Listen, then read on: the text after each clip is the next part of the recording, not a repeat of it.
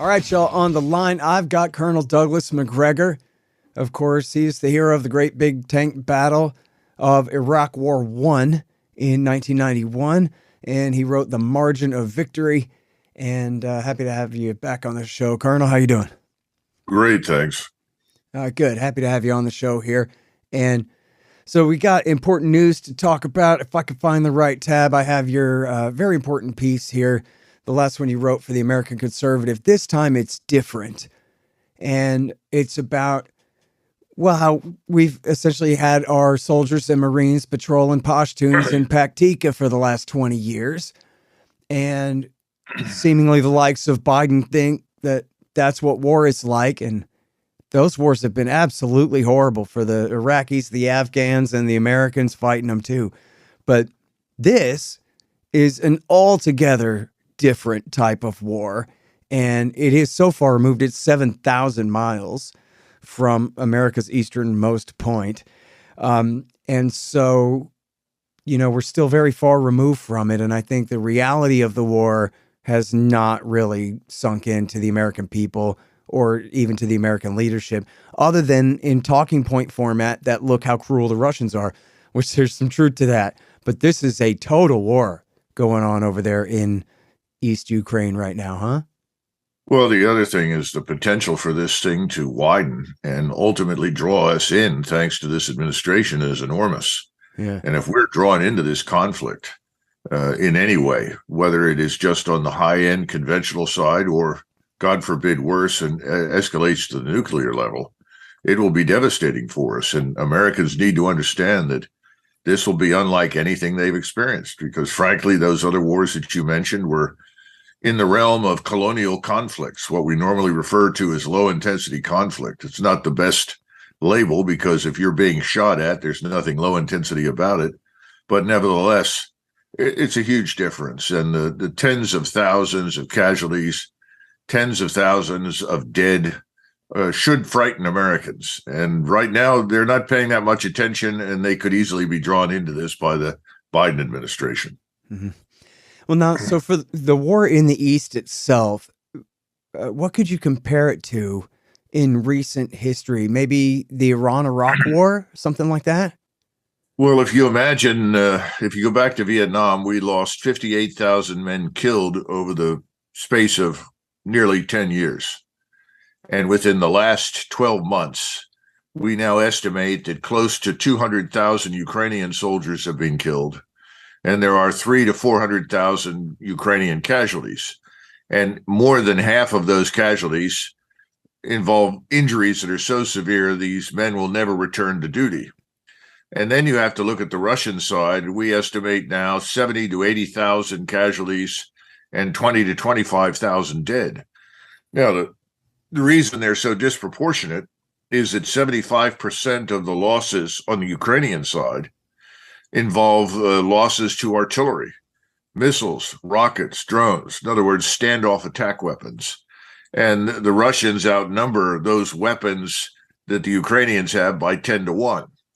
So tens of thousands of artillery rounds are falling on human beings virtually every day across eastern Ukraine. And it's no wonder that the southern Ukrainian defense is crumbling and their casualties are mounting.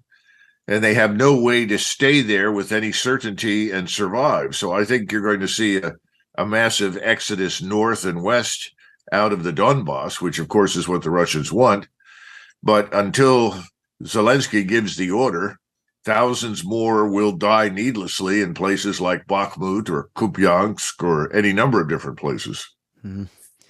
All right, now then again, they do have the home field advantage. They've got American weapons, and we're a year into this war, and they have held the Russians at not just the Donbass, but the eastern part of the Donbass. They haven't, they're, you know, the lines obviously are, you know, somewhat fluid, but the Russians aren't occupying too much more territory than the pro-Russian rebels were before the war broke out at this point, right? Well, other than, I guess I should say, the land bridge in the south to Crimea, of course. Well, the Russians occupy 22 to 23% of the country. They're sitting on top of all the nation's industry and, frankly, 90+% of its gross domestic product. In other words, everything that produces income for Ukraine that's of any real significance is currently under Russian control. That's not really surprising because most of the people that lived there to begin with are Russians. And historically it was Russian. And that really is the only area that the Putin was really interested in liberating from Ukrainian occupation and oppression. Mm.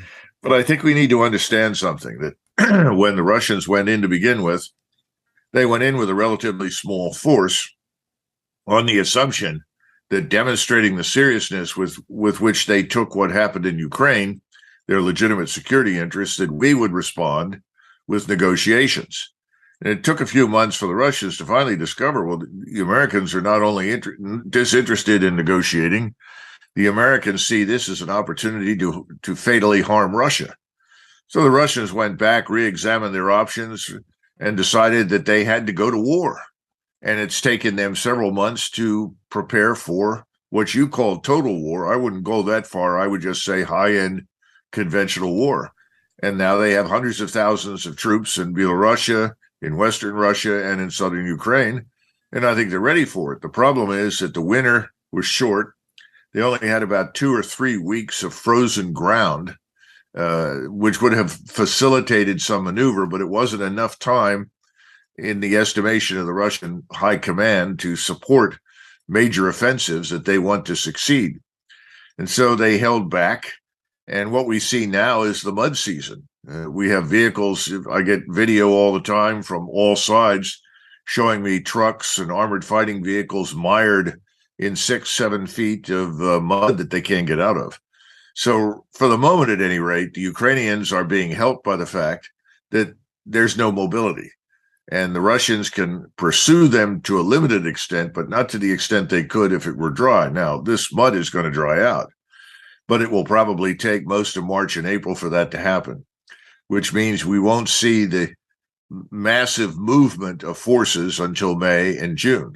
When that occurs, I think they'll rapidly sweep over eastern Ukraine, and I suspect they will then probably cross the Dnieper and start moving west, because one of their goals is to cut off the Polish border from Kiev and cut off Ukraine and its army from any further assistance from us. Now, how difficult is it from here to keep track of how many brigades and divisions and this and that are left on, in these or those positions on this and that side? Well, on the Ukrainian side, there right now in eastern Ukraine, we estimate there are 16 brigades. Most of those are at 60 or 50 or 40% strength. And if you do the math and you start out with 4,000 in a brigade and you cut that manpower in half, you have an appreciation for the losses, which have been horrific.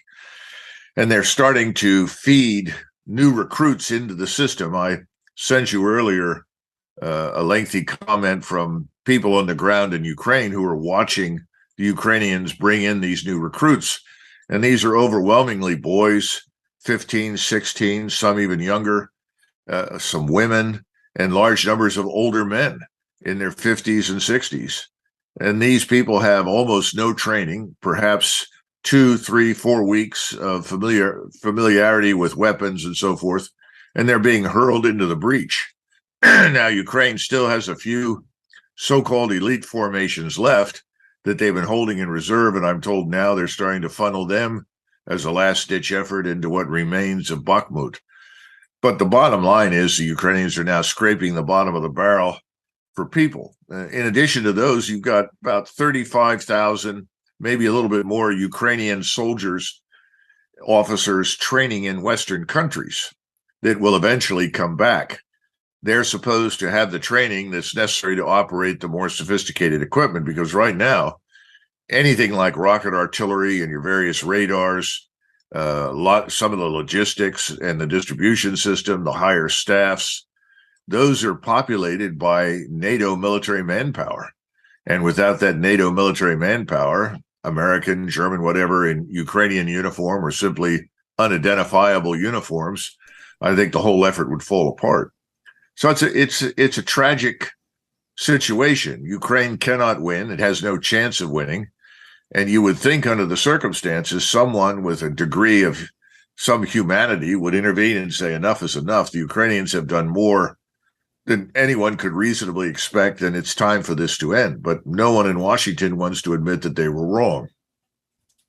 Well, Doug, the New York Times says that they want to give the Ukrainians long-range enough rockets and permission to use them to hit Russian targets on Crimea in order to let the Russians know that their rear is not safe and we can reach out and touch them whenever we want. And that will put the Ukrainians, I'm defining we broadly to include the American Empire and Ukraine together here, and us little old Texans dragged along with them.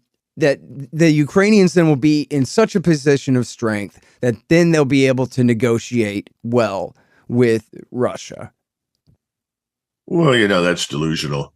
We started out by saying that they had thousands of Javelin missiles, and this was a game changer and would turn defeat into victory.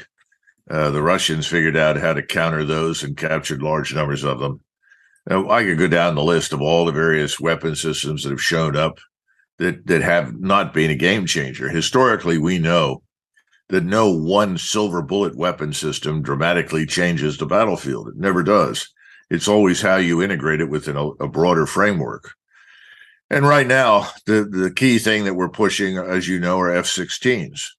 And we're currently training 2 Ukrainian pilots to fly F-16s. My concern is it will become increasingly obvious, if we provide this, that the pilots will have to be, once again, contractors, NATO military manpower in contractor garb to fly them. And then secondly, I would expect them to be shot down by the very thick and effective Russian air defenses.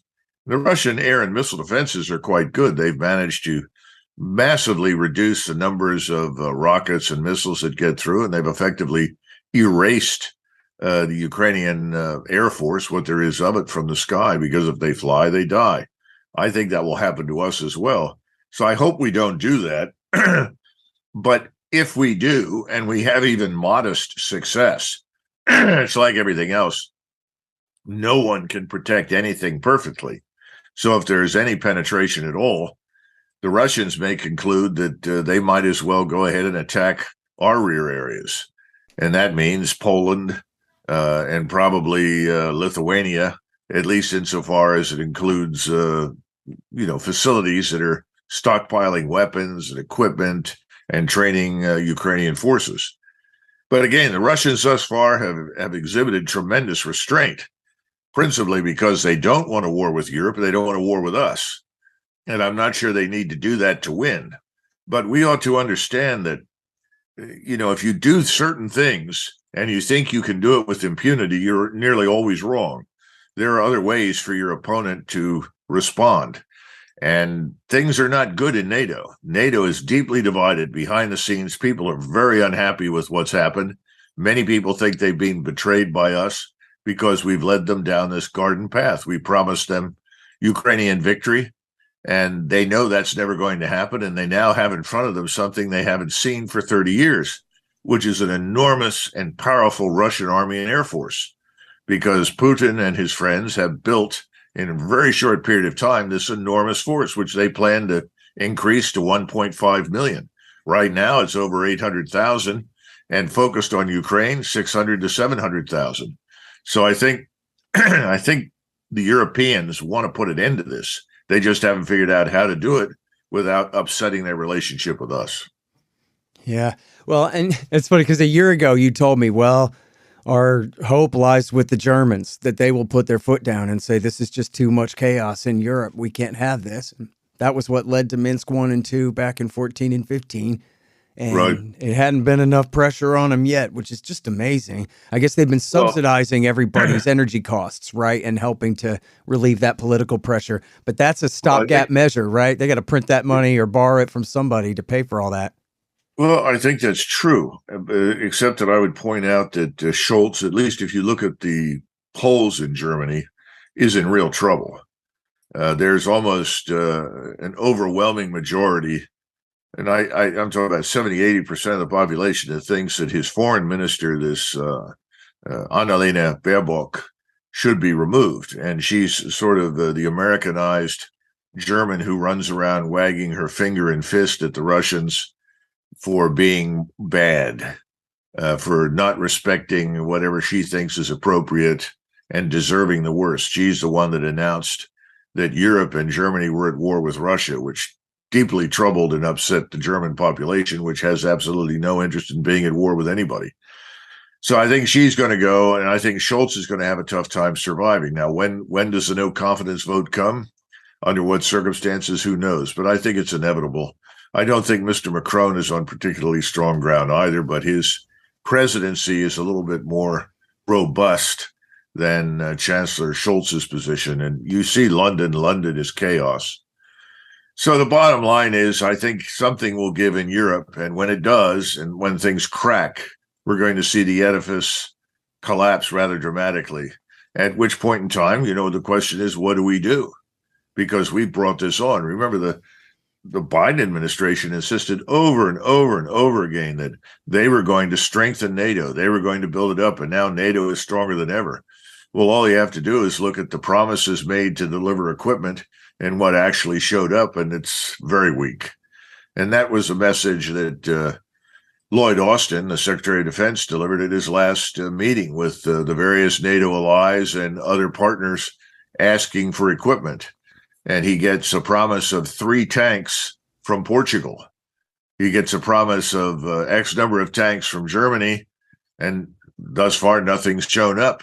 Now we're being told that if the German tanks do show up, they're probably going to have to be manned by Germans and Poles and others, because the Ukrainians can't be trained up to do it. In fact, just yesterday, we received reports that a German Leopard tank was already captured in the vicinity of Bakhmut, and it was manned entirely by Polish soldiers. So the Polish soldiers were captured along with a tank. We'll see what that looks like when the media gets a hold of it and we get pictures. Well, and all right, so presuming the Ukrainian military is at some point just exhausted. I mean, as you're talking about in that article you sent today, in fact, let me refer the readers to that so we make sure it's in the show notes and everything too. It's at the Kiev Independent. It's kievindependent.com. Ukrainian soldiers in Bakhmut, our troops are not being protected. And yeah, he says, if you go to the front, it's a 30 to 70 chance that you'll make it back at all. These people are being killed. And of course, blown to pieces, right, by artillery shells is what most of the fighting is. So it's just an absolute horror show going on over there. And this article is a really in-depth thing. The guy spent at least a few days at the front here interviewing different guys about what's going on. Remember, Scott, that is a Ukrainian newspaper. Yes, and clearly a very pro-regime one. Yeah, this is not some pro-regime. It's not pro-Russian. It's just telling you the truth. Right.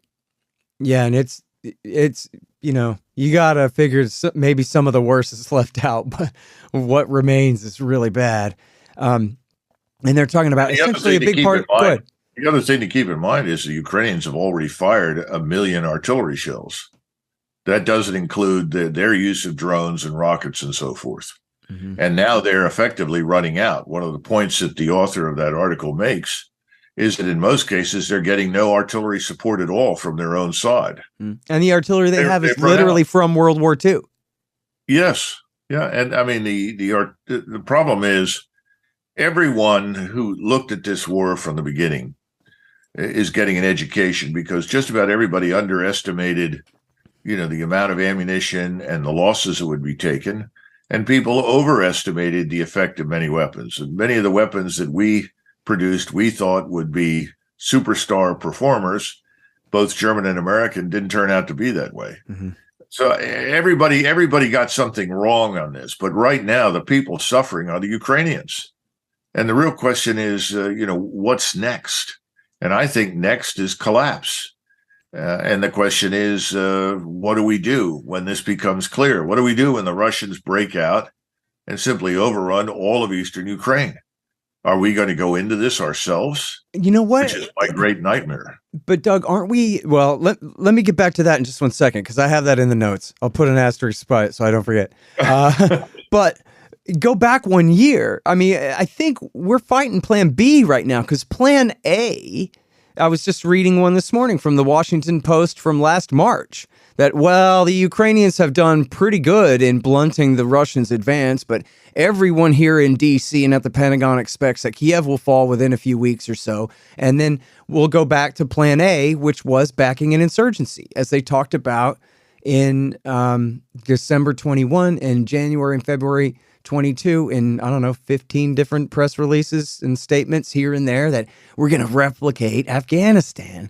Just a few months after finally losing Afghanistan themselves, after, supposedly taming the blowback from the last time they did this to the Russians in Afghanistan, they said, this is the model. This is what we're going to do. We're going to give them javelins and all this, but we're going to be backing essentially the Azov battalion because the Ukrainian military, they expected to be completely smashed within the first, month or so. And so I wonder if that's the answer, that, when and if at some point the structure of the Ukrainian state and its military forces east of the river finally are just broken, then that's fine. Then they just go right back to hiring Right Sector and C-14 and Azov to go do, I don't know, suicide attacks, moderate rebel antics, stuff like that. Well, as we said earlier, everyone misjudged the situation, the Russians included. And what we have today is the result of everyone's misjudgment. We underestimated the Russians based on the first few weeks because the Russians deliberately went in there in pursuit of a very different set of goals and objectives than we imputed to them. All they were interested in was making the Minsk Accords actually work, to get Russians who were living in Ukraine equality before the law, and get the two breakaway republics the recognition they deserve as effectively Russian enclaves, and recognize the legitimacy of Russia's rule over Crimea. And then, neutrality for Ukraine, which I always felt would be a blessing. And indeed, I think it would be now, but unfortunately that didn't happen. Now, here we are a year later, and the Russians have said, okay, you want to wage war, we're going to wage war. And they built a force to do that, but they also have to confront the reality that the weather has to cooperate. And it took them until December to really get this force in place and trained. And when January came, they didn't get the level of freezing that they wanted that would support maneuver. And so they reverted to long-range attack and incremental moves in the south to consolidate control over the Donbass. When Bakhmut falls and the towns to their east of Bakhmut fall, that effectively is the end of the battle for the Donbass, which is what everybody wants because it's the income-producing area.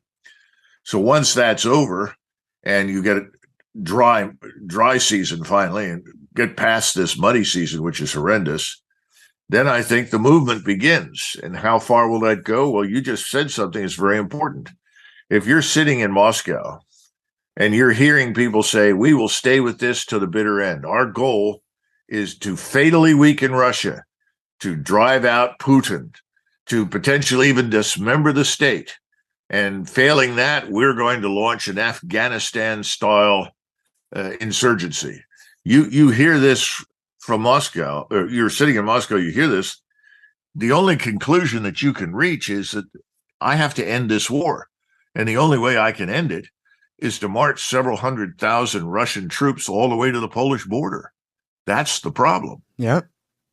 That makes a lot of sense. And, war is a government program. And so, the self-licking ice cream cone and all that. I mean, and in fact, I think we talked about this a year ago, that if the Russians succeed in taking the East, well, now what? Now they've left an enemy rump state dominated by the hardest right-wing Ukrainian nationalists in alliance with NATO and the Poles, that is going to be an even worse thorn in their side, or as an equal thorn in their side to the previous situation. So then they're just going to have to solve that problem. Then once they solve that problem, now they've just picked up 2 new NATO nations on their borders.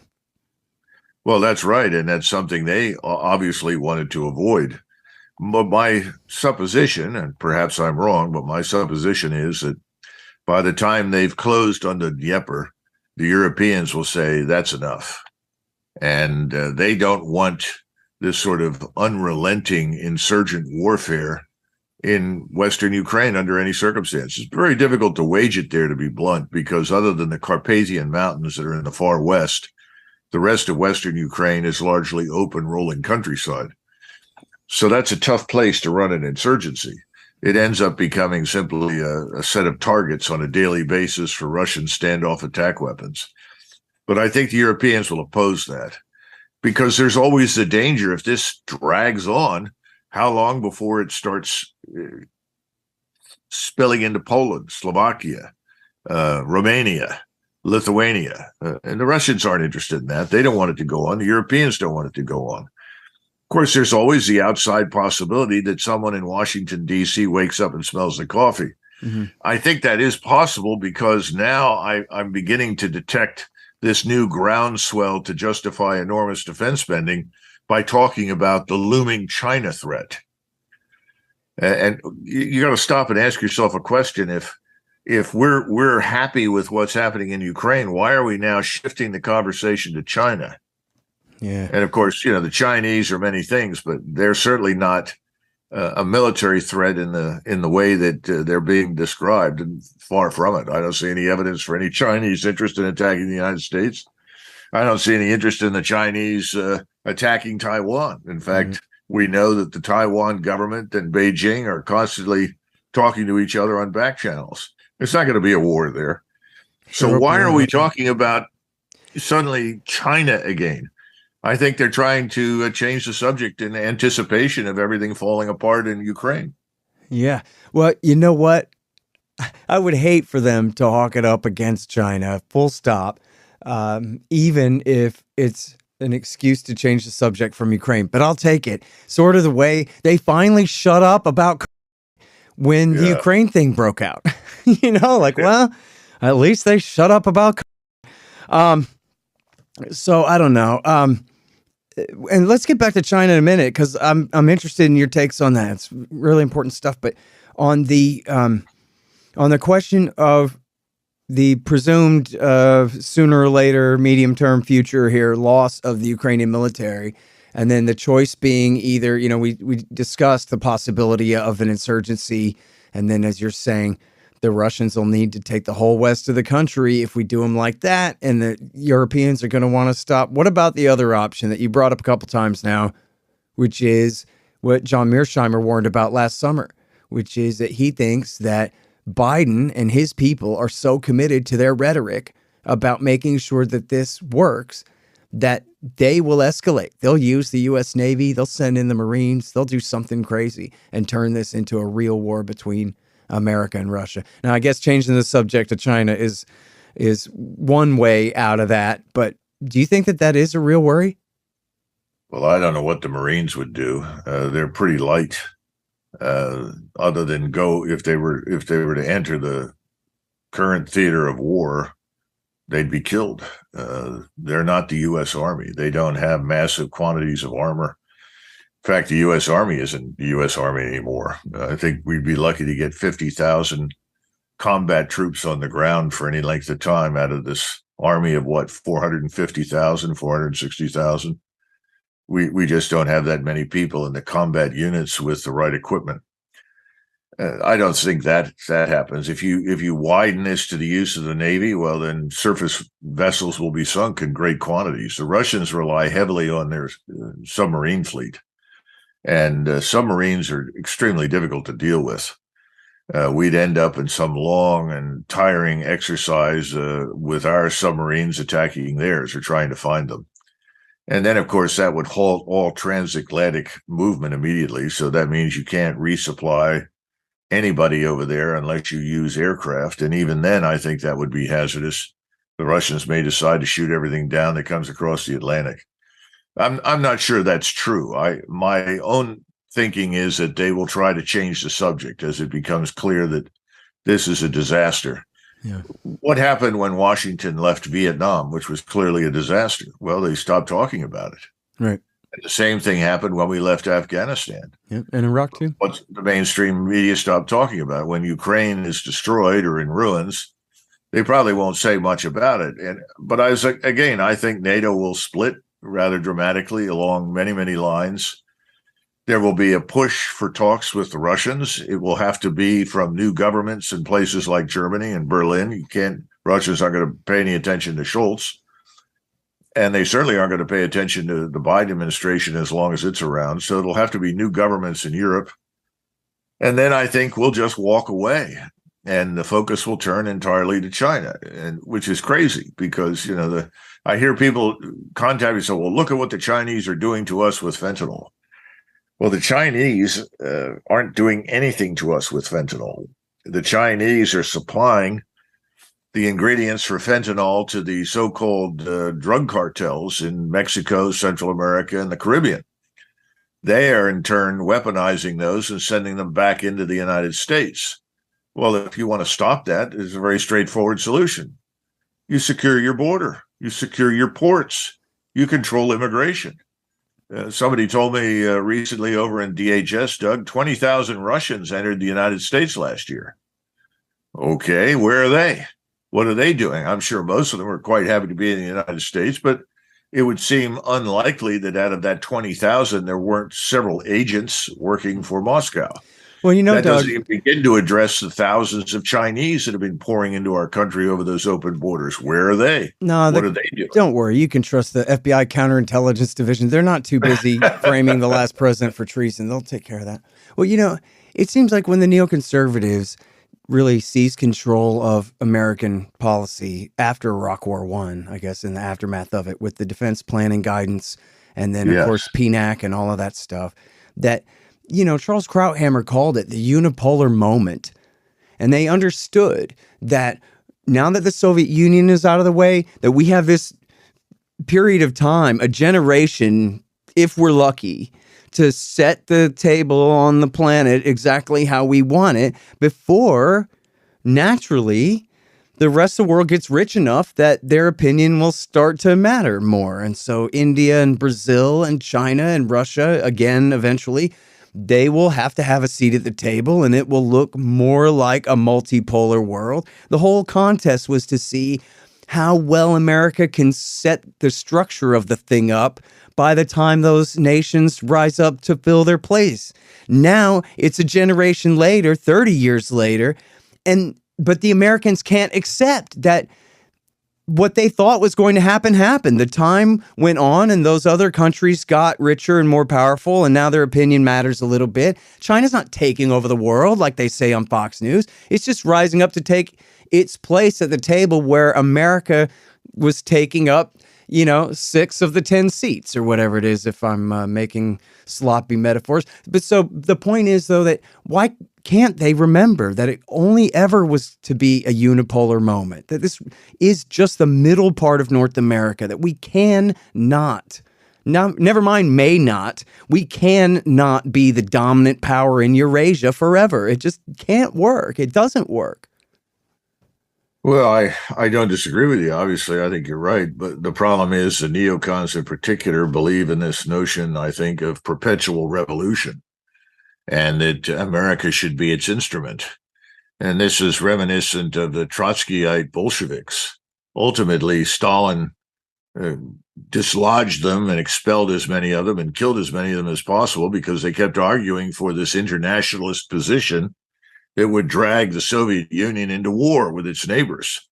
And his argument was, well, the first thing we need to do here in the Soviet Union is consolidate and build. We don't need war with the West or war with anyone. Right now, what we need to do is consolidate, our industries. We need to re-examine what we're doing. We need to develop new economic policies. We need real security for the United States and the Western Hemisphere. No one wants to go there because this is not part of the larger money machine. Well, that money machine needs to stop. And the only way to stop it, I'm afraid, is probably with some measure of bankruptcy. And I think our economic or financial system is about to tip over. That's going to have an impact. We're certainly back where we were in 2008, only much worse. These proverbial chickens will come home to roost, and there will probably be opportunity then to do some things differently and take care of business here at home. But I don't see any other force arresting it right now, other than the economic reality that we confront. Do you? No, sir. I mean, that's always been the contest for 20 years is can the economic catastrophe, the impending collapse of our phony economic system and monetary system save us from nuclear war? Right? Ultimately, that's going to be the contest because, as Ron Paul said, no one will listen. It's just we're going to run out of money at some point. So the question is whether we run out of money before the H-bombs start flying because the Americans just can't stand the fact that Russia and China exist and without Yeltsins to just do exactly as they're told. But it's a pretty big planet, you know, I don't know. I don't know how they think they could run China out of Washington, D.C. if they had a guy in there. You know what I mean? He'd probably just let them alone. It's not a question of running them out. It's a question of doing business in a way that is profitable and mutually beneficial. And we haven't done that. We have too many greedy people with too many short-term interests. There's no long-term consideration, and there's an acute lack of devotion to the country. It's a huge problem, and it's not going to fix itself quickly. But I think the economic dimension is going to facilitate some change in the right direction. How we react to it is another matter. Right. But there are a lot of people in this country now, much more so than I remember at any time in the last 20 years, who seem to be angry and seem to be acutely sensitive to all of these things.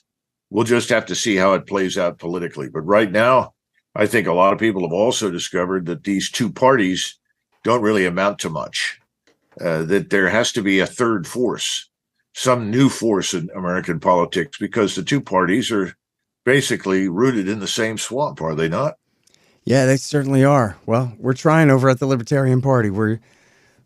It's a grand reopening over there, and we're doing everything we can. But let me ask you this, Colonel, because you know, you have this legendary experience in the U.S. Army and all of that. And even though it's Ike Eisenhower himself who coined the phrase military-industrial complex, that's not the way they tell the story on TV. And in fact, that's a conspiracy theory. Even if it's not the Freemasons, it's still too corrupt for America to be run that way. And so whatever Eisenhower said, he must not have known what he was talking about, something like that. But I was just wondering if you could tell us about your experience actually in the Army and just what you know about what effect money has on things, like whether you guys are driving the kinds of tanks that you would be driving if it was up to you, or whether you're driving the kind of tank that a lobbyist sold to a congressman for reasons that have very little to do with, you know, you guys and your performance out in the field or whatever, things like that, to let people know the degree to which you believe that you have this kind of perverse incentive of just built in from these various contractors and arms manufacturers and the role that they play in setting the policy in the Pentagon and in the rest of DC. Well, keep in mind that most of the soldiers, sergeants, lieutenants, captains, warrant officers, majors, lieutenant colonels have very little exposure to what you're discussing. They simply follow orders and do the best they can with whatever they're provided. And occasionally they will raise questions about the quality of something, but just the same is true in the Navy. When I was doing some work years ago for the Office of Secretary of Navy, one of the things that we found out when we talked to people from the fleet was that the fleet would ask for effective shotguns as an analogy. And several years later, they were given laser pistols that didn't work. In other words, whatever you ask for isn't necessarily what you get, because decisions are made at a very high level to invest in something that may not be proven, that may be problematic, but it's a moneymaker. In other words, it's a money pit. And the money pit is what you get with shipbuilding. It's what you get with tank building. All these kinds of things have supporters on the Hill as well as an industry. And then in the districts and states where they're manufactured, the right decisions are not always made. You know, when we came out of Desert Storm, virtually all of us that served on M1A1 tanks pointed to the enormous problems associated with the tank's turbine engine. It burns at a furious rate. It's basically the 7.5 to 8 hour tank. Whether you're sitting still or moving, after 7 or 8 hours of operation, the tank runs out of fuel. It's jet fuel, and it burns at a very, very high temperature, which means that you emit a thermal signal that can be viewed from space, certainly from low Earth orbit. So those are problems. And then, of course, being a turbine engine, it sucks in a lot of air in order to work effectively because it was designed to be used in the air. And that creates enormous problems for maintenance and fires and so forth. So we all said, get rid of it and replace it with a solid, high-performance diesel engine, much like the one that went into the Leopard tank, which is an excellent engine, very, very efficient, 1,500 plus horsepower. The Israelis use a version of it in their Merkava tanks. Well, nothing ever happened. We didn't change it. It's still there. Why? Well, someone has an interest in Washington, D.C. and keeping it that way. But it's not in the interests of warfighting. It's certainly not going to help us in the United States Army or whomever uses it. So I can't say much more other than to point out that the people that are on this runaway train tend to be politicians on the one hand, and 3- and 4-star generals and admirals on the other. Yeah. They exert enormous influence.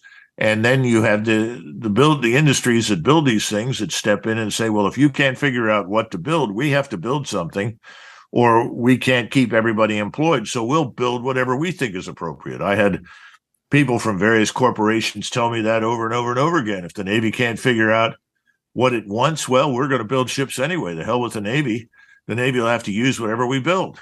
Mm-hmm. It's a problem. So I think Eisenhower was right. And of course, he was in a different era and he was worried about it. But I don't think he even in his wildest imagination envisioned what we confront today. Yeah. And we're back to the original question. Will the economic downturn that we all agree is coming help us solve this problem? Yeah. I don't know. It depends an awful lot on who ultimately ends up in power in the midst of the chaos. We have no way of knowing who or what that will be. Yeah. Well, and you know what, too, like Ron Paul says, that ultimately, even in the Soviet Union, the people get the government that they deserve and demand. And if people won't go along with it anymore, then it won't work. And it really is up to us. And even if we don't control exactly the levers of power, if we had a real consensus in this country among the hundreds of millions of us that we don't want to do this anymore, then they would have to stop. So well, that's true. And I think just to circle back a little bit to what's happening in Ukraine, mm-hmm. Today, the Russian population is overwhelmingly behind Vladimir Putin and his government. They are incensed at what we've tried to do to them in Ukraine, and they want blood. And we should be very grateful, ultimately, that Putin has exercised tremendous influence and restraint over these people, because if the Russian populace was to have its way, Ukraine would probably go out of existence. They'd steamroller the place. That's how angry they are. And so you're right. Popular sentiment makes a difference, and it has made a huge difference in Russia. We need to be more sensitive to it than we are. But again, this is back to the original proposition. When you get chaos as a result of this coming economic downfall, mm-hmm. We will find out who is going to step in and who is going to lead, and the population will have a chance to either support or reject what they don't want, because they'll be interested. They'll be interested because they want to eat. They'll be interested because they want to heat their homes. They'll be interested because they want to drive their cars. Yeah. If you get my drift. Yeah, I think it is going to be like that. And look, it's clear absolutely that a huge part of our problem right now is that the Biden government is the Obama government, the people who did the coup of 2014, who started the war, and who can never take responsibility for any of it. So never even mind if it was Donald Trump up there or anyone like that, but just if it was some random Democrat governor from out west somewhere. I don't mean that horrible guy from California, but some guy you never heard of, but just some Democrat politician sitting in that chair. That would be one thing. But this is Biden and Sullivan and Blinken and Newland, the ones what got us into this mess in the first place. So it makes it really, difficult. So you're definitely right that, you know, it takes both sides, right? It takes the American people understanding what the problem is and being determined to do something about it. And then that thing being removing people like this from the decision making.